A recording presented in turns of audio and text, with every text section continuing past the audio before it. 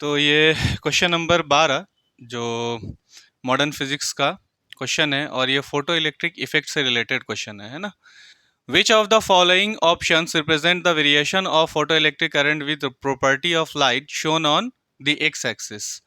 और ये तुम्हारे वो ग्राफ हैं जो फोटो इलेक्ट्रिक करंट के वेरिएशन को क्या कर रहे हैं, दिखा रहे हैं। तो ये बताना है इनमें से कि कौन से ऐसे वेरिएशन है फोटो इलेक्ट्रिक करंट से रिलेटेड जो सही है। ठीक है, A and D, B and D, only A, या फिर ए एंड सी। सबसे पहली बात तो ये है कि हम लोगों ने ये बात देखी हुई है कि जब फ्रीक्वेंसी को क्या करते हो, फ्रीक्वेंसी को कांस्टेंट करते हो, फ्रीक्वेंसी कांस्टेंट करते हो, है ना। तो आई बदलना है तो इंटेंसिटी तो वहाँ होती ही है भाई। फ्रीक्वेंसी को कांस्टेंट कर दिया तो इंटेंसिटी तो कुछ ना कुछ होगी ना, इंटेंसिटी होती है। ठीक है, होता क्या है जब इंटेंसिटी बढ़ाते हो, इंटेंसिटी बढ़ाते हो तो इंटेंसिटी के बढ़ाने से नंबर ऑफ फोटॉन्स क्या होते हैं, नंबर ऑफ फोटॉन्स इंक्रीज करते हैं। नंबर ऑफ फोटॉन्स इंक्रीज करेंगे तो जाहिर है कि नंबर ऑफ इजेक्टेड इलेक्ट्रॉन्स क्या होंगे, नंबर ऑफ इजेक्टेड इलेक्ट्रॉन्स बढ़ेंगे, है ना, इंक्रीज करेंगे। इंटेंसिटी बढ़ेगी, नंबर ऑफ फोटॉन्स बढ़ेंगे, नंबर ऑफ फोटॉन्स बढ़ेंगे, नंबर ऑफ इजेक्टेड इलेक्ट्रॉन्स बढ़ेंगे। जब नंबर ऑफ इजेक्टेड इलेक्ट्रॉन्स बढ़ेंगे, सीधी सी बात है कि जो फोटो इलेक्ट्रिक करंट है ना, ये बढ़ेंगी क्योंकि इलेक्ट्रॉन्स बढ़ रहे हैं। तो यहाँ से अगर देखा जाए तो आई इंक्रीज करा रहे हो तो स्मॉल आई भी इंक्रीज कर रहा है ना। तो दोनों में रिलेशन कैसा आ गया, दोनों का जो रिलेशन होता है वो डायरेक्टली प्रोपोर्शनल का होता है। एक को बढ़ाओगे दूसरा बढ़ेंगे। तो देख लो ये क्या हो रहा है। और ऐसे में जो ग्राफ आता है, इसका जो ग्राफ आता है वो स्ट्रेट लाइन ग्राफ आता है। तो ये आई और इंटेंसिटी के बीच का ये ग्राफ जो है वो सही है, ये ग्राफ सही नहीं है। इसमें तुमको क्या बताया जा रहा है भाई, अगर तुम इस ग्राफ को देखोगे ध्यान से तो यहाँ जो करंट है वो कांस्टेंट है, मतलब रुक, एक बार करंट आ गई तो आगे अब उसके बाद वही करंट फ्लो कर रही है, जबकि इंटेंसिटी तुम क्या कर रहे हो, यहाँ पे बढ़ाते जा रहे हो। यहाँ पे आई और फ्रीक्वेंसी के बीच का ये ग्राफ है, जबकि ये आई और फ्रीक्वेंसी के बीच ये ग्राफ नहीं होगा। ठीक है, ये भी नहीं होगा। समझ में आई ना बात, बाकी सब खारिज हैं, सिर्फ और सिर्फ तुम्हारे पास कौन सा आ गया, ओनली ए। ठीक है, that is your right answer. ठीक है, नेक्स्ट देखते हैं। चलो भाई देखो, ये कितना ही गजब का क्वेश्चन है, बहुत बढ़िया क्वेश्चन है और 2025 में आया हुआ क्वेश्चन है। De Broglie wavelength of an electron orbiting in the n equals to 2 state of hydrogen atom is close to given Bohr radius equals to 0.052 nanometre. भाई अब इसमें ज़रा ध्यान से देखो उसने क्या कहा है तुमसे क्वेश्चन में तुमसे ये कहा है कि D Broglie wavelength of an electron orbiting in the n equals to 2। तो n equals to 2 का कहने का मतलब कि दूसरी सेकेंड ऑर्बिट में, है ना, सेकेंड ऑर्बिट में इलेक्ट्रॉन क्या कर रहा होगा, मूव कर रहा होगा। तो इलेक्ट्रॉन के मूव करने की वजह से जो वहाँ वेवलेंथ आई है ना, वो जो वेवलेंथ है डी ब्रॉगली वेवलेंथ है।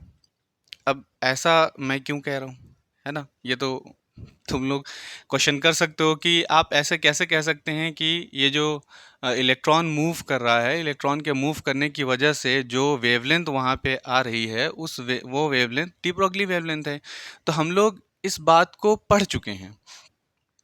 अगर तुम लोगों को ध्यान होगा तो हाँ, तो पहले तो ये बात करो डी ब्रॉगली वेवलेंथ है और उसी डी ब्रॉगली वेवलेंथ को फाइंड करने के लिए कह रहा है कि बताओ कि वो डी ब्रॉगली वेवलेंथ की वैल्यू क्या है इनमें से। ठीक, और वो कब ऐसा कह रहा है, वो कह रहा है जब electron n equals to 2 second orbit में क्या कर रहा है, मूव कर रहा है ना। और उसने बोर रेडियस दिए हुआ है। बोर रेडियस का क्या मतलब हो गया, बोर रेडियस का मतलब ये हो गया कि हाइड्रोजन है ना, उसका रेडियस, उसके ऑर्बिट का रेडियस दिया हुआ है। तो उसका ऑर्बिट कितना है, भाई हाइड्रोजन का ऑर्बिट क्या होता है, एक ही ऑर्बिट होता है। तो हाइड्रोजन का एक ऑर्बिट है, उसका रेडियस दिया हुआ है। इसका ये मतलब है कि यहाँ हमारे पास जो गिवन है ना, अभी मैं बता रहा हूँ तुम्हारे, यहाँ हमारे पास जो गिवन है वो R1 गिवन है। कितना है गिवन? R1 गिवन है हमारे पास 0.052। ठीक, वो इसलिए क्योंकि यहाँ क्या है, हाइड्रोजन है, हाइड्रोजन है। और हाइड्रोजन का जो एटॉमिक नंबर होता है वो 1 होता है, 1 होता है। और N1 इक्वल्स टू V1 हो गया यहाँ पे। ठीक है, ठीक है। तो R1 हमें गिवन है ना। कैसे गिवन है? क्योंकि हाइड्रोजन का एक ऑर्बिट है, N1 इक्वल्स टू 1। ठीक है, तुम्हें फाइंड क्या करने के लिए कह रहा है? तुमसे कह रहा है फाइंड करने के लिए N2 की वैल्यू, N2 इक्वल्स टू 2, है ना।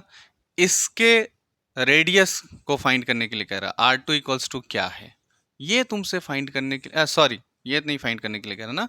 क्या फाइंड करने के लिए कह रहा है? तुमसे लैम्डा फाइंड करने के लिए कह रहा है ना। तुमसे क्या फाइंड करने के लिए कह रहा है? लैम्डा डी इक्वल्स टू क्या है। तो तुम्हें फाइंड करना होगा, ये फाइंड करने के लिए तुम्हें फाइंड करना होगा R2। ठीक है, ये फाइंड करने के लिए तुम्हें क्या फाइंड करना पड़ेगा? R2 फाइंड करना पड़ेगा। भाई R2 क्यों फाइंड करना पड़ेगा? वो इसलिए R2 फाइंड करना पड़ेगा क्योंकि फॉर्मूले से रिलेटेड है। अब बात कर लेते हैं, थोड़ी सी इस पे चर्चा कर लेते हैं, थोड़ी सी बात कर लेते हैं कि भाई यहाँ पे हमें एक बात मालूम है कि ये मान लो कि ऑर्बिट है और इस ऑर्बिट का ये सेंटर है। और जो भी ऑर्बिट है, जो भी ऑर्बिट है, उस ऑर्बिट में कौन घूम रहा है भाई? उस ऑर्बिट में इलेक्ट्रॉन मूव कर रहा है। तो बोर के सेकंड पोस्टुलेट की बात करोगे, उस सेकंड पोस्टुलेट को सॉल्व किसने किया था, उसको बताया किसने था मैथमेटिकली, जो भी उसने एक्सपेरिमेंट करके, कौन था वो डी ब्रॉगली था, बिल्कुल था। उसने क्या कहा? उसने ये कहा कि किसी भी ऑर्बिट में जब वो इलेक्ट्रॉन मूव कर रहा है, किसी भी ऑर्बिट में इलेक्ट्रॉन क्या कर रहा है? मूव कर रहा है। तो उसके मूव करने की वजह से वेवलेंथ क्या होती है? एसोसिएट होती है, या वेव एसोसिएट होती है, वहाँ पे वेव बनती है। तो वेव बनती है, तो कितनी वेव बनती है? जितने, जिस ऑर्बिट में इलेक्ट्रॉन होगा ना, उस ऑर्बिट के अकॉर्डिंग ही वो क्या करेगा? अपनी वेव बनाकर चलेगा। अगर वो थर्ड ऑर्बिट में है, तो थर्ड ऑर्बिट में है तो उसकी जो वेव बनेगी कितनी बनेगी? 3 बनेगी। अगर वो फिफ्थ ऑर्बिट में है तो कितनी वेव बनेगी? 5 वेव बनेगी। अगर वो 100 ऑर्बिट में है तो कितनी वेव बनेगी उसकी? 100 बनेगी। समझ आई बात? तो उसने ये कहा कि भाई जो भी इलेक्ट्रॉन है जब वो चक्कर लगा रहा है ना, स्टेबल ऑर्बिट में चक्कर लगा रहा है, तो चक्कर लगाते हुए जाहिर है कि जब वो चक्कर लगाएगा तो उससे वेव एसोसिएट होगी, और वेव एसोसिएट होगी तो वेवलेंथ आएगी। तो वो जो ऑर्बिट है उसका जो सरकमफेरेंस है, उस सरकमफेरेंस के इक्वल होगा कौन? इन लैम्डा। जो वहाँ वेवलेंथ आएगी, जो वेवलेंथ आएगी, तो जितनी वेवलेंथ आएगी उसका एन टाइम्स क्या हो जाएगा? वो एन टाइम्स इसलिए भाई कि एक ऑर्बिट है, तो एक ऑर्बिट है तो 1 लैम्डा हो जाएगा, सरकमफेरेंस के बराबर होगा। ये किसने कहा था? ये कहा था डी ब्रॉगली ने। ठीक है, और यही वेवलेंथ हमारी कौन सी वेवलेंथ है? यही वेवलेंथ हमारी डी ब्रॉगली वेवलेंथ है, और यही फाइंड करना है तुम्हें। और यही अगर तुम्हें फाइंड करना है तो इसके लिए तुम्हें R2 चाहिए। अब यहाँ R2 होना चाहिए, है ना, तभी क्या कर पाओगे? तभी तुम इसकी वैल्यू निकाल पाओगे। और R2 फाइंड करने के लिए तुम्हें यहाँ R1 दिया हुआ है, और तुम फाइंड करोगे कैसे R2? तो इसके लिए सबसे अच्छा तरीका ये है कि हमें ये पता है कि जो रेडियस है ना वो डायरेक्टली प्रोपोर्शनल है, या ये कह लो कि प्रोपोर्शनल है किसके? n² डिवाइडेड बाई z के। तो भाई z इक्वल्स टू तो 1 है, यहाँ पे z इक्वल्स टू तो यहाँ पे 1 हो गया, तो ये ख़त्म। तो r डायरेक्टली प्रोपोर्शनल हो गया किसके? n² के। तो यहाँ से अब तुम क्या कर सकते हो? लिख सकते हो ना, R1 डिवाइडेड बाई R2, इसका रेशियो ले लो, और N1 डिवाइडेड बाई N2 का होल स्क्वायर हो जाएगा। R1 की वैल्यू दी हुई है यहाँ पे कितना? 0.052 अपॉन R2 लेना है हमें। N1 1 है, N2 2 है, इसका होल स्क्वायर हो जाएगा। तो यहाँ हो गया 0.052 इंटू ये हो जाएगा 4 इक्वल्स टू में R2। तो R2 की वैल्यू आ जाएगी 4 टू ज़ा 8, 5 चौके 20 की जोर से लगा 2, 4 0 0 2 पॉइंट 0.208 नैनोमीटर, क्योंकि सब नैनोमीटर में ही है तो इसको भी नैनोमीटर में ही ले लो। ठीक है, R2 की वैल्यू आ गई। अब R2 की अगर वैल्यू आ गई तो जाहिर है कि अब यहाँ से तुम ये वैल्यू निकाल सकते हो, निकाल लो 2 पाई, और यहाँ पे रखोगे R2 की जगह पे 0.208 इक्वल्स टू में n की जगह पे क्या रखोगे भाई, n की जगह पे 2 रखोगे, लैम्डा डी, 2 से ये 2 चला गया, पाई की वैल्यू रख लो 3.14 इंटू 0.208 इक्वल्स टू में लैम्डा डी। अगर तुम इसे सॉल्व करोगे तो जो तुम्हारी वैल्यू आएगी वो वैल्यू तुम्हारी आ जाएगी, कितनी है भाई, 0.67, हाँ इसको जब करोगे सॉल्व तो 0.67 नैनोमीटर की वैल्यू आ जाएगी। ठीक है, ठीक है, टाइम भी बचाना है इस वजह से कैलकुलेट नहीं कर रहे, तुम कर लेना। आ रही बात समझ में, आसान है यार। ठीक है, आगे बढ़ते हैं। अब देखो एक बहुत ही प्यारा क्वेश्चन और तुम्हारे सामने आ गया नीट 2025 का। A particle of mass m is moving around the origin with a constant force F pulling it towards the origin. If Bohr model used to describe its motion, the radius of the nth orbit and the particle's speed v in the orbit depends on n as, ये तुम्हारे पास वो option है। मतलब ये कि भाई v भी depend कर रहा है और n भी डिपेंड कर रहा है, दोनों के दोनों क्या कर रहे हैं, डिपेंड कर रहे हैं। ठीक है, जो कि यहाँ पे है r, किस पर डिपेंड कर रहे हैं, तो n पर डिपेंड कर रहे हैं, तो r डिपेंड कर रहा है n पर और v भी डिपेंड कर रहा है किस पर, n पर। बहुत बढ़िया क्वेश्चन है, बहुत ही अच्छा क्वेश्चन है ना। ये तो जेई में भी आ सकने वाला क्वेश्चन है, ऐसा क्वेश्चन है मेन में। चलो अब इसके लिए देखते हैं भाई। सबसे पहली बात जो उसने कही है, क्या कही है वो बात, कि एक पार्टिकल है जिसका मास m है और वो मूव कर रहा है किसी ओरिजिन के अराउंड, ठीक है, चारों तरफ मूव कर रहा है, और जब मूव कर रहा है तो मूव करने की वजह से वहाँ जो सेंटर की तरफ, ओरिजिन की तरफ जो फोर्स लग रही है उस पार्टिकल के मूव करने की वजह से, उस पार्टिकल के मूव करने की वजह से, कोई ओरिजिन यहाँ होगा, इस पार्टिकल के मूव करने की वजह से जो फोर्स लग रही है ओरिजिन की तरफ वो F है, और ये भी कैसी फोर्स है, कांस्टेंट फोर्स है। तो हम लोगों को ये जो सिनेरियो है इससे हम लोगों को एक फार्मूला मालूम है।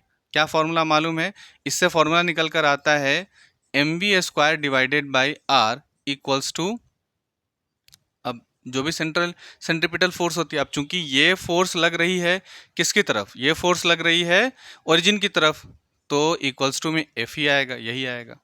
तो एक मान लो कि इक्वेशन हम लोगों ने यहाँ पे ये ले ली, या ये स्टेप 1 कह लो कि ये स्टेप 1 हम लोगों ने बना दी इसे। ठीक है, फिर आगे क्वेश्चन में क्या कह रहा है, आगे क्वेश्चन में कह रहा है कि if Bohr model use to describe its motion. अब यहाँ पे क्या कह रहा है कि कौन सा मॉडल इसे डिस्क्राइब कर रहा है, इसके मोशन को कौन सा मॉडल डिस्क्राइब कर रहा है, बोर मॉडल इसके मोशन को डिस्क्राइब कर रहा है। अगर ऐसा है तो हम ना स्टेप 2 में क्या लगा देंगे, बोर मॉडल लगा देंगे। और बोर मॉडल क्या देता है भाई, बोर मॉडल तुम्हें देता है mvr equals to NH divided by 2 pi, Bohr का सेकंड पोस्टुलेट है ये।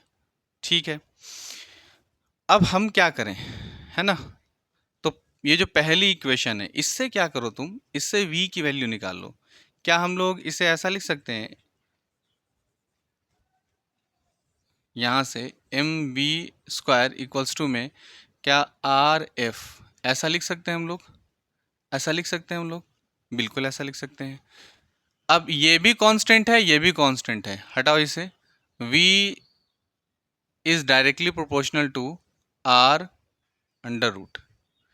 क्या हमें ये मिल गया, फिलहाल अभी हमें ये मिल गया, है ना, इसे इक्वेशन 1 मान लो। ठीक है, स्टेप 1 में आया, स्टेप 2 में आया, और स्टेप 1 से ही हम लोगों ने v की डिपेंडेंसी निकाल ली फिलहाल। ठीक है, ज़रूरत पड़ेगी ना इसके क्वेश्चन में, ठीक है। अब उसके बाद क्या करो, v जो निकाला है तुमने यहाँ पे उसे यहाँ पे पुट करो। अगर तुम M V R equals to में एन एच अपॉन 2 पाई देखोगे तो यहाँ पे सब ज़रा ध्यान से देखो, ये भी कांस्टेंट है, ये भी कांस्टेंट है, ये भी कांस्टेंट है, ये भी कांस्टेंट है, n तो रखना ही है हम लोगों को। तो v की जगह पे क्या रख सकते हो तुम v की जगह पे रूट आर इंटू में r is directly proportional to तुम n कर सकते हो। इसे अगर सॉल्व करोगे, इसकी पावर 1/2 है, इसकी पावर 1 है, तो हो जाएगी प्लस करने पर 3/2। तो r की पावर हो गई 3/2 is directly proportional to n।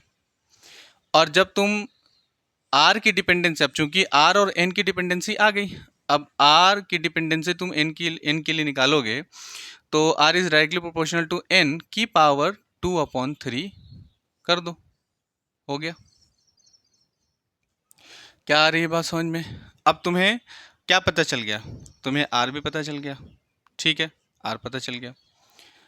अब अब अब जब तुम्हें r पता चल गया है, r की डिपेंडेंसी तुम्हें पता चल गई है, हाँ, तो इस r को क्या करो, यहाँ से उठाओ, मतलब इसकी वैल्यू को यहाँ से उठाओ, क्या है, n है, इसकी जगह पे ये इसकी जगह पे पुट कर दो, इक्वेशन 1 में पुट कर दो, put v is directly proportional to r की जगह पे क्या रख लो, अब चूंकि इसकी पावर हम लोग ले लें, यूज़ कर लें, n की पावर 2/3 की होल पावर 1/2, ठीक है। तो ये पावर की पावर है भाई, v is directly proportional to, चूंकि ये क्या है, पावर की पावर है, तो पावर की पावर है तो पावर क्या हो जाती है, मल्टीप्लाई, कट गया, तो v is directly proportional to n की power 1/3।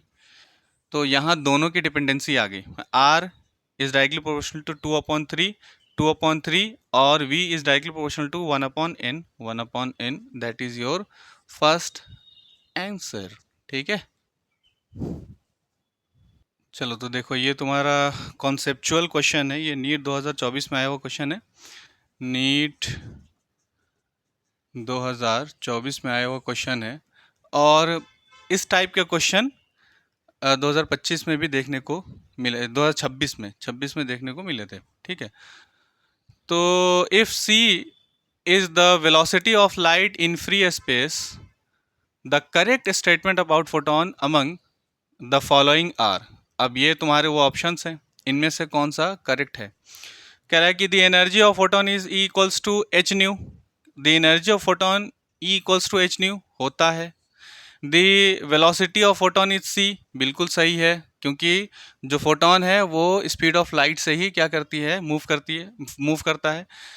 The momentum of photon P is equals to H nu upon C, बिल्कुल सही बात है भाई, एच न्यू यानी कि E, momentum is equals to E upon C, ये होता है, ठीक है।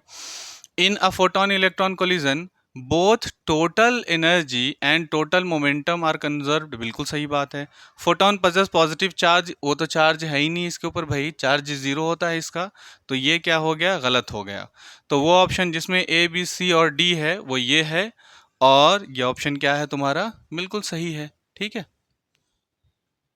देखो एक आसान सा ये भी क्वेश्चन है, मॉडर्न फिजिक्स का ही क्वेश्चन है, जो कि न्यूक्लियाई जो चैप्टर है तुम्हारा उससे रिलेटेड ये क्वेश्चन है ना। देखो अलग अलग चैप्टर्स हैं मॉडर्न फिजिक्स में, एक तो तुम्हारा पहला चैप्टर है वो मैटर वेव वाला, photo electric effect and matter wave, वो जो चैप्टर है। उसके बाद एक चैप्टर आता है इसमें तुम्हारा एटम, और एक चैप्टर आता है तुम्हारा न्यूक्लियाई, तो ये न्यूक्लियाई का क्वेश्चन है ना। When a uranium isotope U9235 is bombarded with a neutron, जब ये जो यूरेनियम है ना, यूरेनियम भाई, यूरेनियम पर बॉम्बार्डिंग करते हैं, किसकी बॉम्बार्डिंग करते हैं, एक न्यूट्रॉन की, है ना, एक न्यूट्रॉन की जब तुम बॉम्बार्डिंग कराते हो इस पे, तो क्या कह रहा है कि इट जनरेट्स क्रिप्टन, ठीक है, क्रिप्टन जनरेट्स कर रहा है 3689, और 3 न्यूट्रॉन्स जनरेट करता है, 3 न्यूट्रॉन्स जनरेट करता है, ठीक है, 3 न्यूट्रॉन्स क्या करता है, जनरेट करता है, और प्लस में एनर्जी भी रिलीज करता है भाई, ठीक। और क्या रिलीज करता है, इनके साथ में बेरियम भी रिलीज करता है 56144। तुम इनके क्या कराओ, इनको बैलेंस करा कर देख लो तो तुम्हें पता चल जाएगा। 235 0 इधर हो गया 235, और इधर देख लो 144 89 और 0, है ना। तो 9 4 13 के 3, 144 89, 9 4 13 के 3, हंसी लगा 1, 8 4 12, 1 13 के 3, हंसी लगा 1, 1 1 2, 233। ये कुछ गड़बड़ सा नहीं लग रहा है भाई। 233 56 36 92 144 235। अच्छा, एटॉमिक नंबर को करेंगे ना। चलो चलो एटॉमिक नंबर करो। 92 0 92 आया, और इधर है तुम्हारा 56 36 1 है, नहीं नहीं 56 36, हाँ 0। ठीक है, तो कितना हो जाएगा? उल्टा लिख दिया है क्या हमने यार? हाँ, नीचे ज़ीरो होना चाहिए ना, नीचे ज़ीरो ऊपर तभी तो। 1 0 0 1, ठीक है। 6 6 12 को 2 से लगाए, 5 3 8 और 1 9, ठीक है, सही है, ठीक है। तो चलो एक 2016 का एक क्वेश्चन और है। ये क्वेश्चन भी फोटो इलेक्ट्रिक इफेक्ट का ही है ना। तो देखो ये क्या कह रहा है क्वेश्चन में कि photons of energy with 5 electron volt are incident on a cathode C in in a photoelectric cell. Photoelectric cell है कोई, ठीक है। और क्या हो रहा है कि एनर्जी वहाँ से उस पर आ रही है ना, इंसिडेंट कर रही है एनर्जी। एनर्जी इंसिडेंट कर रही है मतलब कि ई आ रही है, ई इक्वल्स टू कितना आ रही है? 5 इलेक्ट्रॉन वोल्ट, ठीक है। The maximum energy emitted photo electrons is 2 electron volt. तो मैक्सिमम एनर्जी जो इमिट हो रही है, जो इलेक्ट्रॉन लेकर निकल रहा है, यानी काइनेटिक एनर्जी होगी भाई। मैक्सिमम काइनेटिक एनर्जी कितनी जा रही है? 2 electron volt. When photons of energy 6 electron volt, फिर इंसिडेंट हम लोगों ने कराया, फिर बाद में ये मान लो कि E1 है, ये मान लो कि KE1 है, ये 1 है, ठीक है। तो बाद में फिर क्या हुआ कि फिर से इंसिडेंट कराया गया, फिर से लाइट को इंसिडेंट कराया, हाँ इंसिडेंट हुई। तो अब की बार जो लाइट आई है एनर्जी लेकर, वो कितनी थी? 6 इलेक्ट्रॉन वोल्ट, ठीक है। और फिर क्या हुआ कि no photoelectrons will reach the anode. Anode पर अब किसी भी तरह का कोई फोटोन नहीं पहुंच पाया, नहीं निकला, इसका मतलब वो यही हो सकता है ना। तो स्टॉपिंग पोटेंशियल निकालना है, तो भाई इसकी काइनेटिक एनर्जी तो हमें पता ही नहीं है। काइनेटिक एनर्जी जो मैक्सिमम है वो हम लोगों को पता नहीं है, और तुमसे वी नॉट पूछ रहा है। तो देखो यार, जो इसके लिए जो सरफेस था, जो भी इसके लिए सरफेस रहा होगा, वही सरफेस ये है। क्या सरफेस रहा है भाई? सी है ना, कैथोड। कैथोड इसका भी था, कैथोड इसका भी है, दोनों ही कैथोड ही है। मतलब मटेरियल चेंज नहीं हो रहा है। मटेरियल चेंज नहीं हो रहा तो इसका मतलब है कि जो वर्क फंक्शन इसका होगा, वही वर्क फंक्शन इसका होगा। तो अगर तुमने इसका वर्क फंक्शन निकाल लिया, तो इसके वर्क फंक्शन से तुम काइनेटिक एनर्जी निकालोगे, काइनेटिक एनर्जी से तुम स्टॉपिंग पोटेंशियल निकालोगे। तो वर्क फंक्शन इसका क्या हो जाएगा? इसका जो वर्क फंक्शन हो जाएगा वो हो जाएगा भाई, 5 में से 2 को घटा दो, 3 इलेक्ट्रॉन वोल्ट, ठीक है। अब यहाँ से अगर तुम ध्यान से देखोगे तो 3 इलेक्ट्रॉन वोल्ट ये है, तो काइनेटिक एनर्जी निकालोगे तो काइनेटिक एनर्जी यहाँ पे कितनी हो जाएगी? 3 इलेक्ट्रॉन वोल्ट। तो 3 इलेक्ट्रॉन वोल्ट काइनेटिक एनर्जी हो गई, तो पोटेंशियल एनर्जी जो स्टॉपिंग पोटेंशियल है, स्टॉपिंग पोटेंशियल कैसे फाइंड करते हैं? इसका बहुत आसान सा तरीका है। इलेक्ट्रॉन वोल्ट अगर काइनेटिक एनर्जी इलेक्ट्रॉन वोल्ट में है, तो उसके ई को हटाओ, जो बचा उसके साथ वी लगाओ, यही स्टॉपिंग पोटेंशियल है। That's it. देखो अब ये जो क्वेश्चन है ये रिपीटेड क्वेश्चन भी है, और 2000 नीट 2016 में आया हुआ क्वेश्चन है ना। कहता है कि when a metallic surface is illuminated with radiation of wavelength lambda. तो कह रहा है कि when a metallic surface is illuminated with radiation of wavelength lambda. तो इसकी वेवलेंथ क्या दी हुई है?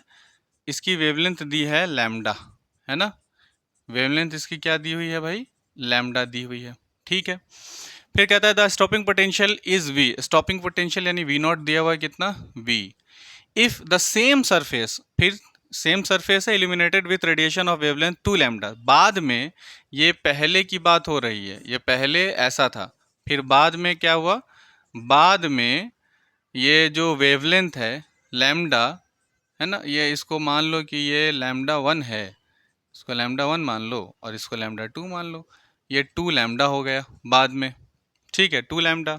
The stopping potential becomes V upon 4, V naught क्या हो गया, बाद वाला वी नॉट, वी नॉट 2 कर लो, इसको वी नॉट 1 कर लो, कितना हो गया ये, v डिवाइडेड बाई 4 हो गया, ठीक है।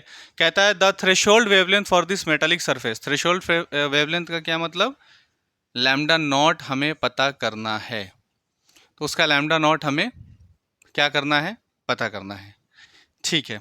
अब ज़रा ध्यान से देखो, हम क्या लगाएंगे, हम लगाएंगे आइंस्टीन फोटो इलेक्ट्रिक इक्वेशन, है ना, आइंस्टीन फोटो इलेक्ट्रिक इक्वेशन लगाएंगे, जो क्या कहती है equation, kinetic energy, maximum kinetic energy equal है किसके, ई माइनस फाइव के, ठीक है।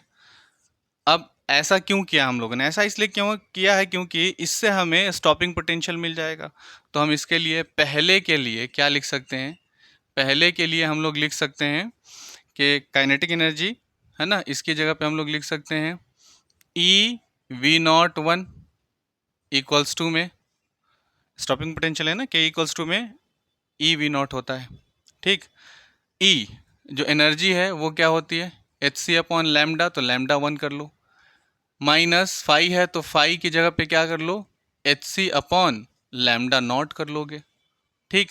अब देखो सरफेस सेम है भाई, तो सरफेस सेम है तो एच सी अपॉन लैम्डा यानी जो वर्क फंक्शन है जो पहले था वही वर्क फंक्शन बाद में भी होगा, इसके पहले के लिए सब कुछ रख लो ना, वी नॉट 1 कितना दिया हुआ, वी दिया हुआ है, तो ई वी इक्वल्स टू में क्या करोगे, H C upon lambda minus H C upon lambda naught रखोगे, ये इक्वेशन नंबर 1 मान लो। बाद में, बाद वाली बात क्या है भाई, बाद में क्या हुआ है, बाद में अब चूंकि काइनेटिक एनर्जी के लिए रखोगे क्या रखोगे, ई वी नॉट रखोगे, ई वी नॉट 2 रखोगे, तो ई वी नॉट 2 है कितना, वी अपॉन 4 डायरेक्ट रख रहे हैं, E V not V upon 4 equals to में H C upon 2 lambda minus H C upon lambda not, यही रहेगा इक्वेशन नंबर 2।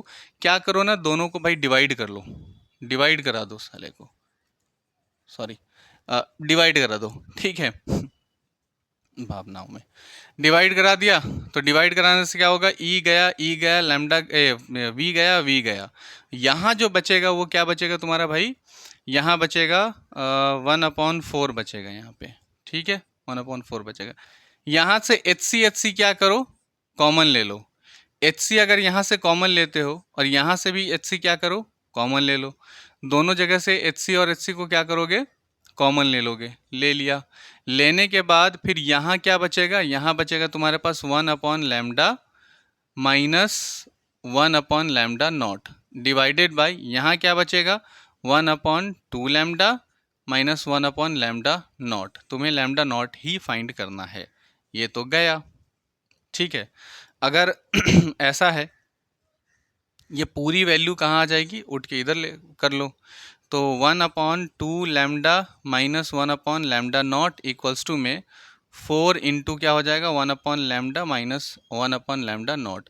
अब इसको क्या कर लो, सॉल्व कर लो, तो अगर तुम सॉल्व करोगे तो सॉल्व करने पर यह आ जाएगा lambda naught minus 2 lambda divided by 2 lambda lambda naught equals to 4, यहाँ आ जाएगा lambda naught minus lambda divided by lambda lambda naught, ये आ जाएगा, तो lambda naught lambda naught lambda lambda naught से ये कट गया, 4 2 8 हो गया, 8 से इन दोनों को मल्टीप्लाई करा दो, ठीक है, मल्टीप्लाई करा दो, तो यहाँ पे हम लिखे दे रहे हैं लैम्डा नॉट माइनस 2 लैम्डा, ठीक है ना यार, क्या और इधर आ जाए, हाँ ठीक है, और इधर आ जाना सही रहेगा, है ना, lambda naught minus 2 lambda equals to 8 lambda naught minus 8 lambda, ठीक है। अब लैम्डा नॉट को एक तरफ कर दो और लैम्डा को एक तरफ कर दो। अगर इसको इस तरफ लेकर आओगे तो 8 लैम्डा नॉट माइनस ये plus lambda naught equals to में माइनस 8 लैम्डा प्लस 2 लैम्डा। तो यहाँ से आ जाएगा ये 9 लैम्डा नॉट इक्वल्स टू ये आ जाएगा तुम्हारा, हाँ नहीं ये तो माइनस का होगा ना, माइनस हो जाएगा। तो ये आ जाएगा तुम्हारा -7 लैम्डा नॉट इक्वल्स टू में -6 लैम्डा। तो माइनस से minus lambda naught equals to में 6/7 लैम्डा। क्या ये आंसर है हमारा? तो ये तो ऑप्शन में ही नहीं है, ये तो ऑप्शन में है ही नहीं भाई, है ना। फिर क्या गलती कर दी है यार, कुछ ना कुछ होता ही रहता है, देख रहे हो। हाँ गड़बड़ यहाँ पे की है हम लोगों ने, गड़बड़ हम लोगों ने यहाँ की है, यहाँ की है। अगर हम इसे ई वी डिवाइडेड बाय क्या लिखोगे, EV/4 ये लिखोगे तो ये पलट के ऊपर चला जाएगा, है ना। तो ये गलत लिखा है हम लोगों ने, तो 4 यहाँ आ जाएगा भाई। मतलब ये 4 इससे मल्टीप्लाई नहीं होगा, ये 4 इससे मल्टीप्लाई कर जाएगा, है ना। ये 4 इससे मल्टीप्लाई कर जाएगा, और अगर ये 4 इससे मल्टीप्लाई करेगा तो हम लोग क्या लिखेंगे, हम लोग यहाँ से इसको सही करेंगे, है ना। यहाँ से सही करेंगे भाई, होता है यार, ठीक है। पर घबराओ नहीं, तुम लोगों को मायूस नहीं करेंगे। 4 lambda naught minus 8 lambda equals to में लैम्डा नॉट माइनस लैम्डा, ठीक है। तो लैम्डा को एक तरफ कर लो भाई, लैम्डा नॉट को एक तरफ। 4 lambda naught minus lambda naught equals to में आ जाएगा ये 8 लैम्डा माइनस लैम्डा। तो ये हो जाएगा तुम्हारा 3 लैम्डा नॉट इक्वल्स टू में ये हो जाएगा 7। अब देख लो यार, फिर वही बात आ गई 7। 2 से मल्टीप्लाई कराओगे ना यार, इस 2 से तो मल्टीप्लाई कराओगे। हाँ 2 lambda naught 2 lambda naught 2 lambda तो कराओगे ही, ठीक है। तो ये भी आ जाएगा 2 लैम्डा नॉट हो जाएगा इधर माइनस में, और ये 2 लैम्डा है तो 2 लैम्डा हो जाएगा इधर से, ठीक है। तो यहाँ से आ जाएगा 2 लैम्डा नॉट इक्वल्स टू में 6 लैम्डा। तो लैम्डा नॉट इक्वल्स टू हो जाएगा 2 3 × 6 3 लैम्डा। अरे भाई साहब, हाँ थोड़ा सा टाइम लगा है, लेकिन कोई बात नहीं है, ये बहुत बढ़िया क्वेश्चन था। बस ये है कि यहाँ पे एक कैलकुलेशन में थोड़ी सी मिस्टेक थी, वो अदरवाइज समझ में तो आया ना तुम लोगों को, ठीक है। 3 लैम्डा तुम्हारा क्या हो गया, आंसर हो गया, और जो कि क्या है बिल्कुल सही है, ठीक है। चलो बहुत बढ़िया क्वेश्चन करने जा रहे हैं हम लोग। क्वेश्चन क्या है ज़रा ध्यान से समझना और देखना इसे। क्वेश्चन है कि an electron of mass m with an initial velocity v vector equals to v naught i। तो उसकी इनिशियल वेलोसिटी है वो कितनी दी हुई है, v नॉट i, ठीक है। v नॉट ग्रेटर देन होना चाहिए, होगा 0 के। एंटर्स एन इलेक्ट्रिक फील्ड, और फिर वो एंटर कर जाते हैं कहाँ, इलेक्ट्रिक फील्ड में। इनिशियली उसकी वेलोसिटी कितनी थी, v नॉट i। फिर वो एंटर कर जाते हैं किस में, इलेक्ट्रिक फील्ड में। इलेक्ट्रिक फील्ड में एंटर करते हैं, जो इलेक्ट्रिक फील्ड की वैल्यू है वो कितनी दी है, नेगेटिव ई नॉट, ठीक है। और ये जो ई नॉट है वो कैसा है, कांस्टेंट है और ग्रेटर देन 0 है, ठीक है। फिर कहता है एट टी इक्वल्स टू 0, और यहाँ जो खेला हो रहा है वो सब टी की जो वैल्यू थी, मतलब कौन से टाइम पे, 0 टाइम पे ऐसा हो रहा था, है ना। जब टाइम तुमने 0 रखा था तो ये सारी बातें जो अभी पहले लिखी हुई हैं वो सारी बातें हुई। उसके बाद क्या कहा इसने, if lambda naught is its de Broglie wavelength.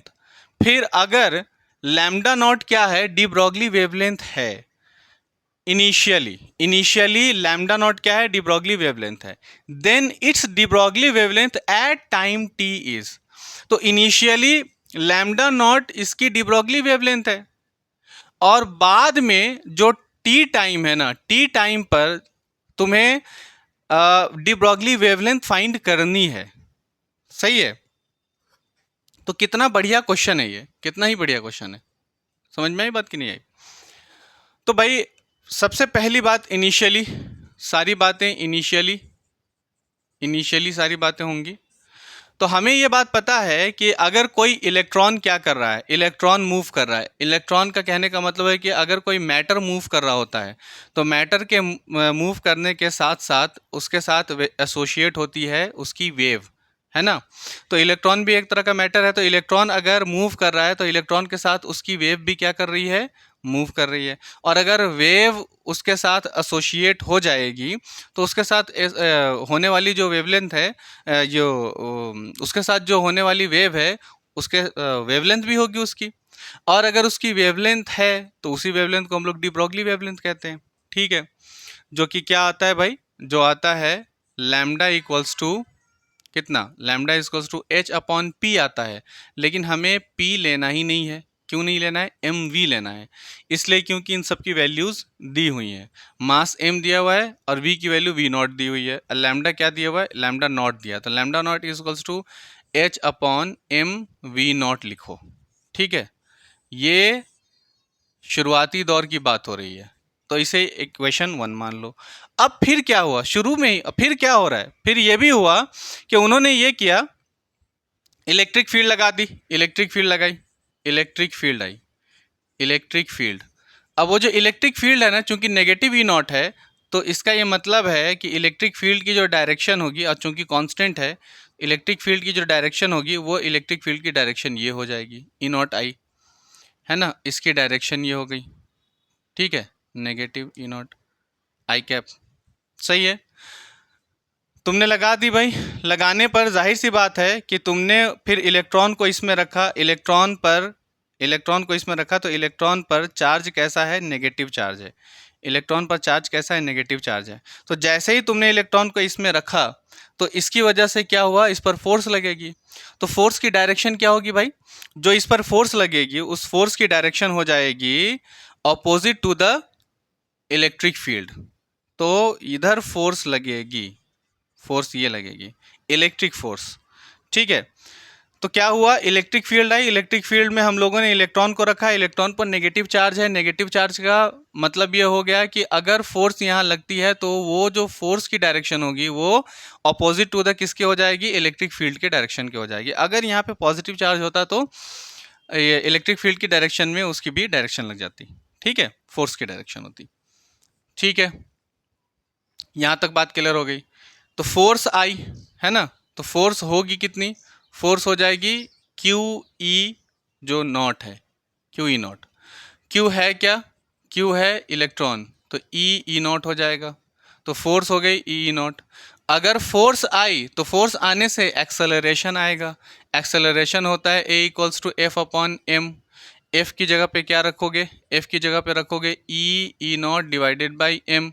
और एक्सेलरेशन आया तो एट या after after T time, after T time velocity आएगी। आफ्टर टी टाइम क्या आएगी, वेलोसिटी। क्यों, क्योंकि आफ्टर टी टाइम तुमसे कहा है वेवलेंथ निकालने के लिए, तो आफ्टर टी टाइम ही तुम्हें क्या फाइंड करना होगा, उसकी वेलोसिटी भी फाइंड करनी पड़ेगी, तो तुम उसकी वेवलेंथ निकाल पाओगे, है ना। तो वेलोसिटी के लिए v इक्वल्स टू क्या रखोगे, u plus A T. v equals to u plus A T, तुम्हें v फाइंड करना है, v फाइंड करना है। ठीक है, v फाइंड करना है। u कितना था, u इसमें हाँ, u तो इनिशियली कितना था, v नॉट था इनिशियली, कितना था u, v नॉट था। ठीक है, प्लस ए की जगह पे क्या रखोगे, E not divided by M, into में क्या आ गया, टी आ गया। अब ये भैया वेलोसिटी आ गई, है ना, आफ्टर टी टाइम। अब आफ्टर टी टाइम ये वेलोसिटी आई है, जाहिर है। तो आफ्टर टी टाइम ही आपको क्या फाइंड करने के लिए कह रहा है, लैम्डा। और लैम्डा है क्या भाई, lambda is equals to H upon M V ही तो है, after T time, after T time lambda equals to H upon M V ही तो होगा। अब इस वी को इसके जगह पे रख लो, lambda equals to H upon M into में V not plus E E not divided by M into में टी, ठीक है, इंटू में टी। अब हम क्या करने जा रहे हैं ज़रा ध्यान से देखना। अब ना यहाँ से जो वी नॉट है वो कांस्टेंट ले रहे हैं, वी नॉट कॉमन ले रहे हैं। क्या ले रहे हैं? वी नॉट कॉमन ले रहे हैं, वी नॉट कॉमन ले रहे हैं भाई। तो वी नॉट कॉमन लेंगे तो H upon M we naught हो जाएगा। यहाँ क्या बचेगा? 1 बचेगा प्लस में। अब यहाँ तो वी नॉट है नहीं, तो यहाँ वी नॉट नहीं है, तो इसके डिनोमिनेटर में वी नॉट आ जाएगा। E not divided by M we not, ठीक है, इंटू में टी। अब ज़रा ध्यान से देखो इसे, क्या h upon M we naught, h upon M we naught यही है, यही है। तो हम लिख सकते हैं lambda is equals to H upon M we naught. H upon M we naught की जगह पे क्या लिख सकते हैं? लैम्डा लिख सकते हैं, लैम्डा नॉट। तो लैम्डा नॉट अपॉन में क्या लिख लेंगे? 1 plus e naught upon M we naught into t. क्या ये कहीं है? लैम्डा नॉट अपॉन में 1 plus e naught upon M we naught into t, that is your final answer. ठीक है, बहुत बढ़िया क्वेश्चन है ना, बहुत बढ़िया क्वेश्चन है।